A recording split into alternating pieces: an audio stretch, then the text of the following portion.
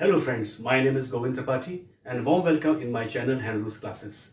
आज मैं जो वीडियो लेकर के आया हूं, इस पर मैंने एम्पिरिकल फार्मूला और मॉलिक्यूलर फार्मूला को हम कैसे निकालते हैं, जो क्लास 10th आईसीएसई बोर्ड का बहुत इंपॉर्टेंट टॉपिक है, उसको मैंने डिस्कस किया है। अगर आपको एम्पिरिकल फार्मूला या मॉलिक्यूलर फार्मूला में कोई भी प्रॉब्लम है, मैं अश्योर कर रहा हूं कि अगर आप ये पूरा वीडियो देखते हैं तो आपकी वो सारी प्रॉब्लम सॉल्व हो जाएंगी। अगर हम बात करें मॉलिक्यूलर फॉर्मूला के बारे में, तो as we know that molecular formula is the chemical formula which represents the actual number of atoms of each element in a molecule of the compound. यानी कि अगर मैं बात करूं, अगर मैं इसको थोड़ा समझा के बताऊं आपको, कि जैसे अगर हम एग्जांपल लेते हैं ग्लूकोज का, आप इसको स्क्रीन पे देख सकते हैं। तो ग्लूकोज का जब हम ये फॉर्मूला लेते हैं, तो ग्लूकोज के फॉर्मूला होता है C6H12O6।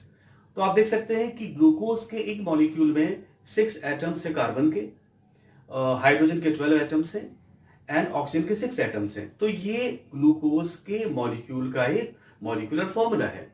But when we talk about empirical formula, so the definition of empirical formula is that empirical formula is a formula of compound which shows the simplest whole number ratio between the atoms of the elements in the compound। यानी कि empirical formula में हम actual number of atoms नहीं दिखाते हैं, हम किसी भी कंपाउंड का जो मॉलिक्यूल होता है उसमें जो कॉन्स्टिट्यूएंट्स एलिमेंट्स होते हैं, उनके जो एटम्स होते हैं, उनके बीच में सिंपल रेशियो क्या है उसको दिखाते हैं। जैसा कि मैंने अभी एग्जांपल लिया था मॉलिक्यूलर फॉर्मूला का ग्लूकोज का, तो आप देखिए अभी मैंने स्क्रीन पर आप देख सकते हैं कि अगर आप देखें जो मॉलिक्यूलर फॉर्मूला ग्लूकोज का है C6H12O6। अगर हम जो यहाँ 6, 12 और 6 ये जो हमको एटम्स के नंबर मिल रहे हैं, इनका अगर हम हाईएस्ट या ग्रेटेस्ट कॉमन फैक्टर निकालें तो वो 6 आता है। और अगर आप इन तीनों को यानी 6, 12, 6 को अगर आप 6 से डिवाइड कर दें, यानी कि इनके हाईएस्ट या ग्रेटेस्ट कॉमन फैक्टर से डिवाइड कर दें, तो आपको क्या मिल जाएगा? CH2O। तो यहां पर जो CH2O है ये कहलाएगा इंपीरिकल फॉर्मूला, क्योंकि इंपीरिकल फॉर्मूला जो होता है वो जो एलिमेंट्स होते हैं उनका सिंपलेस्ट रेशियो दिखाता है। तो हम कैसे मॉलिक्यूलर फॉर्मूला निकालते हैं और कैसे हम इंपीरिकल फॉर्मूला निकालते हैं और किस तरीके से हम इन प्रॉब्लम्स को सॉल्व करते हैं, आइए हम शुरू करते हैं इसको। और मैं आपको कुछ एग्जांपल्स के हेल्प से मैं आपको एक्सप्लेन करूंगा। मैं आपको सजेस्ट करूंगा कि आप भी मेरे साथ कॉपी लेकर बैठें और मेरे साथ साथ सॉल्व करें, तो मैं आपको अश्योर करता हूं कि आपको कोई प्रॉब्लम नहीं आएगी। Now let's start and see how to find out empirical and molecular formula. तो जैसा कि आप देख सकते हैं, मैंने यहाँ एक क्वेश्चन लिया हुआ है और इस क्वेश्चन को मैंने सॉल्व कर रखा है ताकि कम समय में हम लोग मैक्सिमम प्रॉब्लम डिस्कस कर सके। तो आप देख सकते हैं इस क्वेश्चन में दिया हुआ है कि एक जो मॉलिक्यूलर फॉर्मूला है उसके अंदर कार्बन का और हाइड्रोजन का यहां परसेंटेज कंपोजिशन दिया हुआ है। अभी क्या करना है हमको, और साथ ही साथ इसमें यह भी दिया हुआ है कि जो मॉलिक्यूलर फॉर्मूला है उसका जो मॉलिक्यूलर वेट है वो है 78। तो हमको केवल दो इंफॉर्मेशन है, हमको ये इंफॉर्मेशन है कि कौन कौन से एलिमेंट्स उस मॉलिक्यूलर फॉर्मूले में है या इंपीरिकल फॉर्मूले में है, और साथ में हमको ये बताया गया है क्वेश्चन में कि इन एलिमेंट्स का उस मॉलिक्यूल में क्या परसेंटेज कंपोजिशन है और उसका मॉलिक्यूलर वेट क्या है। अब हम कैसे इंपीरिकल फॉर्मूला निकालेंगे, तो सबसे पहले आपको इस चार्ट को ध्यान रखना होगा। आपको ये चार्ट हमेशा ही फॉर्म करना पड़ेगा और आप देख लीजिए इसके डिविजन्स क्या हैं। पहले हम पार्ट पे लिखते हैं एलिमेंट्स, जो एलिमेंट्स हमें क्वेश्चन में दिए होंगे। उसके बाद हम सेकंड कॉलम में लिखते हैं परसेंटेज कंपोजिशन, ये आपको यूजुअली प्रॉब्लम्स में दिया होता है। इसके बाद जो हमारे एलिमेंट्स होते हैं इनका हम एटॉमिक वेट लिखते हैं, यहां पर जो क्वेश्चंस में दिए हो सकते हैं, ये आपको याद होने चाहिए। इसके बाद हम निकालते हैं रिलेटिव नंबर ऑफ एटम्स, और रिलेटिव नंबर ऑफ एटम्स निकालने के लिए हम हर एलिमेंट के परसेंटेज जो कंपोजिशन है उसको उसके एटॉमिक वेट से डिवाइड कर देते हैं। जैसा कि आप देख सकते हैं यहां पर मैंने कार्बन का परसेंटेज कंपोजिशन है उसको मैंने कार्बन के एटॉमिक वेट से डिवाइड कर दिया है, और यहां पर हमको क्या मिल गया है? Relative number of atoms. Same इस तरीके से हमने हाइड्रोजन में देखिए आप, जो हाइड्रोजन का जो परसेंटेज कंपोजिशन है, हमने उसको उसके यहाँ एटॉमिक वेट से डिवाइड कर दिया है और यहाँ पर हमको मिल गया है रिलेटिव नंबर ऑफ एटम्स। इसके बाद जो हमारा नेक्स्ट कॉलम आता है उसको हम कहते हैं सिंपलेस्ट रेशियो।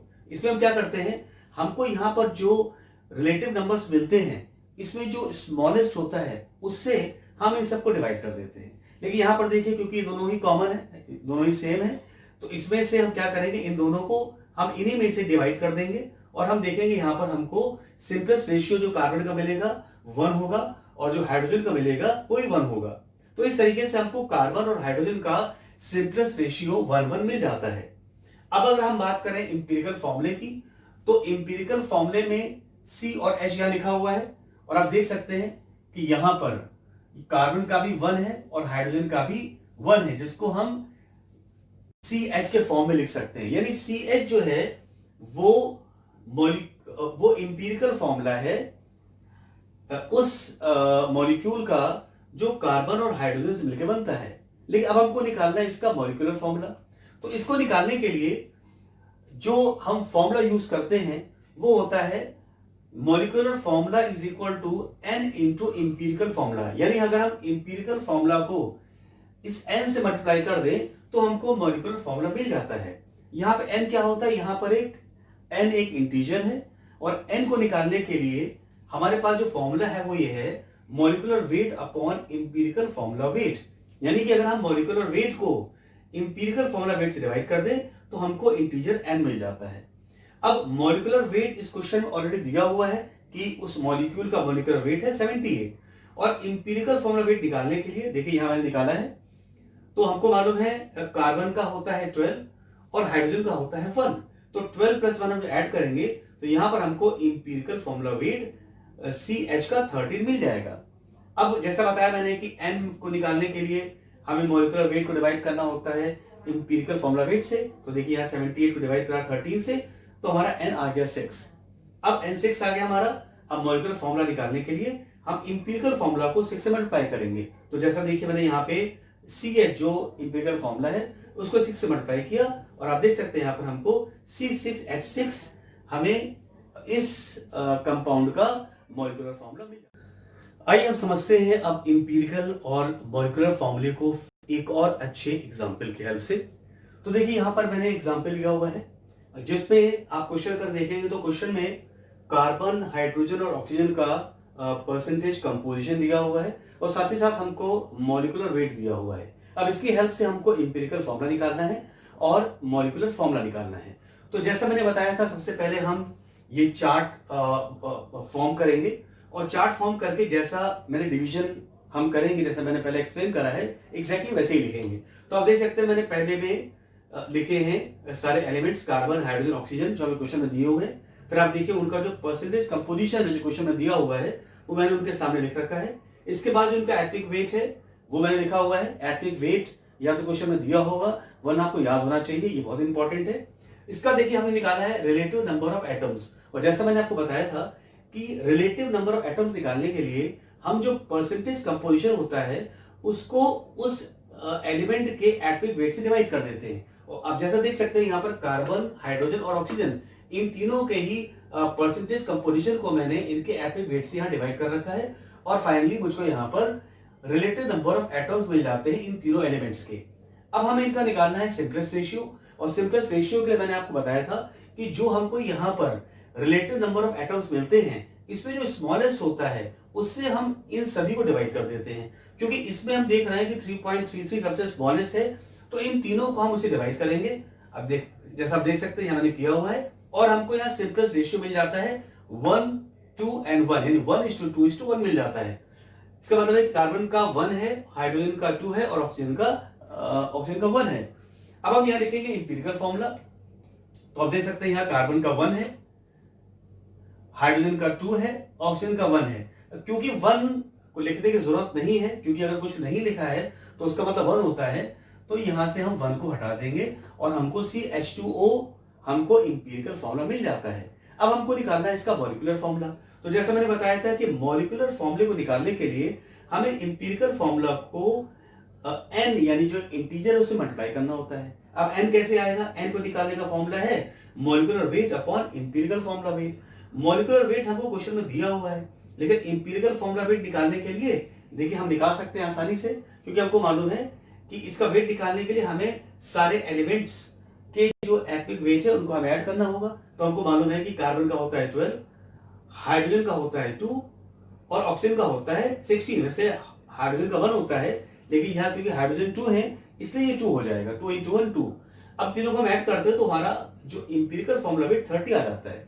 अब हमें जो इंटीजर निकालना है, तो देखिए हमने मॉलिक्यूलर वेट को इंपीरिकल फॉर्मूला वेट से डिवाइड कर दिया और हमारा इंटीजर n6 आ जाता है।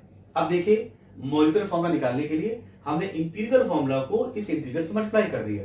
आप देख सकते हैं यहाँ पर, तो जब हम 6 से मल्टीप्लाई करेंगे तो c × 1 यानी c6 हो जाएगा, 6 × 2 ये आपका हो जाएगा 12 और देखिए 6 × 1 यहाँ पर हो जाएगा 6। तो आप देख सकते हैं इस तरीके से हमको यहाँ पर C6H12O6 हमको मिल जाता है, जो कि इन तीनों कंपाउंड्स का एक मॉलिक्यूलर फॉर्मूला है। अब हम लोग एक और प्रॉब्लम लेंगे और देखेंगे हम किस तरीके से इस प्रॉब्लम में इंपीरिकल और मॉलिक्यूलर फॉर्मूला निकालते हैं। तो जैसा कि आप इसके क्वेश्चन में देख सकते हैं, इस क्वेश्चन में कार्बन और हाइड्रोजन का परसेंटेज कंपोजिशन दिया हुआ है, लेकिन एक चीज इसमें आप देखेंगे कि इस क्वेश्चन में प्रीवियस क्वेश्चंस की तरह मॉलिक्यूलर वेट नहीं दिया हुआ है, बल्कि इसकी जगह आप देख सकते हैं यहाँ पर वेपर डेंसिटी दी गई है, यानी मॉलिक्यूल की वेपर डेंसिटी दी गई है। तो हम किस तरीके से हम इसको निकालेंगे, इसको देखते हैं। सबसे पहले हम जैसा बताया था ये एक टेबल फॉर्म करेंगे। हमने एलिमेंट्स के नाम यहाँ लिख दिए, उनका परसेंटेज कंपोजिशन जो क्वेश्चन में दिया है ये नोट कर दिया। एटॉमिक वेट अगर दिया है क्वेश्चन से लिख लेंगे, वरना आपको याद रखना होगा।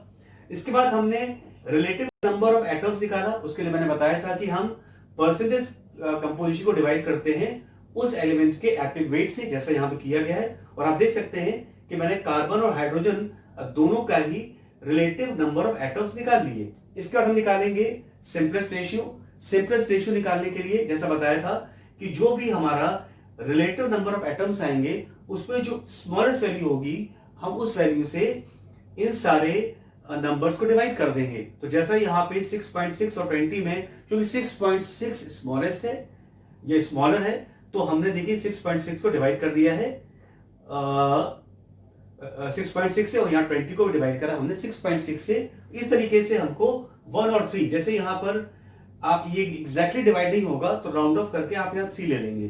तो यानी हमको कार्बन का जो सिंपलेस्ट रेशियो मिला वो 1 मिला, और हाइड्रोजन का जो हमको सिंपलेस्ट रेशियो मिला वो 3 मिला। तो इस तरीके से हमको इंपीरिकल फॉर्मूला मिल जाता है CH3। लेकिन अब हमको निकालना है मॉलिक्यूलर फॉर्मूला, और आपको मालूम है कि मॉलिक्यूलर फॉर्मूला का जो फॉर्मूला होता है निकालने का वो होता है n × इंपीरिकल फॉर्मूला। और n यहाँ पर क्या है, n यहाँ पर एक इंटीजर है, और n निकालने के लिए हमको क्या चाहिए, मॉलिक्यूलर वेट और इंपीरिकल फॉर्मूला वेट। जब हम मॉलिक्यूलर वेट को डिवाइड करते हैं इंपीरिकल फॉर्मूला वेट से तो हमारा n इंटीजर आ जाता है, जिसको हम यहाँ रख करके हम इंपीरिकल फॉर्मूला निकाल सकते हैं। अब प्रॉब्लम ये है कि हम मॉलिक्यूलर वेट कैसे निकालेंगे, क्योंकि पिछले क्वेश्चंस में वो दिया हुआ था।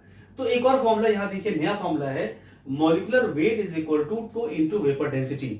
अगर वेपर डेंसिटी दी गई है कंपाउंड की, उसको अगर आप 2 से मल्टीप्लाई कर देंगे तो आपको मॉलिक्यूलर वेट मिल जाएगा। और आप देख सकते हैं इस क्वेश्चन में ऑलरेडी वेपर डेंसिटी दी हुई है, तो हम यहाँ पर 2 को 15 से जो कि इस मॉलिक्यूल की वेपर डेंसिटी है उसे मल्टीप्लाई करेंगे, और इस तरीके से हमको यहाँ पर मॉलिक्यूलर वेट 30 मिल जाता है। क्योंकि अब हमको यहाँ मिल चुका है मॉलिक्यूलर वेट, फिर हम निकालेंगे यहाँ इंपीरिकल फॉर्मूला वेट। तो हमको मालूम है कि कार्बन का एटॉमिक वेट है 12 और हाइड्रोजन का होता है 1। लेकिन क्योंकि हमारा जो इंपीरिकल फॉर्मूला है वो CH3 है, तो कार्बन का तो हम 12 लिख देंगे, लेकिन हाइड्रोजन में यहाँ पे 3 एटम है, तो हम इसका जो एटॉमिक वेट है 1 उसको 3 से मल्टीप्लाई करके यहाँ 3 लिखेंगे। तो इस तरीके से जो हमारा इंपीरिकल फॉर्मूला वेट है वो 15 आ जाता है। अब हम इस मॉलिक्यूलर वेट को इंपीरिकल फॉर्मूला वेट से डिवाइड करके हम n निकालेंगे जो 2 आएगा। अब हम इस मॉलिक्यूलर फॉर्मूले में ये n की वैल्यू पुट करेंगे और उसको इंपीरिकल फॉर्मूला से मल्टीप्लाई करेंगे। तो आप देख सकते हैं इस 2 को मल्टीप्लाई करेंगे C के साथ 1 × 2, फिर H के साथ 3 × 2, और इस तरीके से हमको C2H6 हमको मॉलिक्यूलर फॉर्मूला मिल जाता है। आई होप कि आपको बहुत आसानी से समझ में आ गया होगा कि किस तरीके से हम मॉलिक्यूलर फॉर्मूला और इंपीरिकल फॉर्मूला निकालते हैं। अगर आपकी कोई प्रॉब्लम है तो मैं आपसे रिक्वेस्ट करूंगा कि आप कमेंट बॉक्स में लिखें मैं आपको, अगर कोई प्रॉब्लम है तो डेफिनेटली मैं उसका सोल्यूशन आपको दूंगा। अगर आप चाहते हैं कि मैं किसी और टॉपिक पर वीडियो बनाऊं तो प्लीज़ वो भी आप लिखें कमेंट बॉक्स में, डेफिनेटली मैं उस पर भी वीडियो बनाऊंगा। और मैं आपसे रिक्वेस्ट करूंगा कि प्लीज़ आप इस वीडियो को लाइक करें, इसको शेयर करें ताकि आपके फ्रेंड्स देख सकें। मेरे इस चैनल को सब्सक्राइब करें और प्लीज़ बेल आइकन को प्रेस करें ताकि मेरे लेटेस्ट वीडियो आप तक पहुंच सके।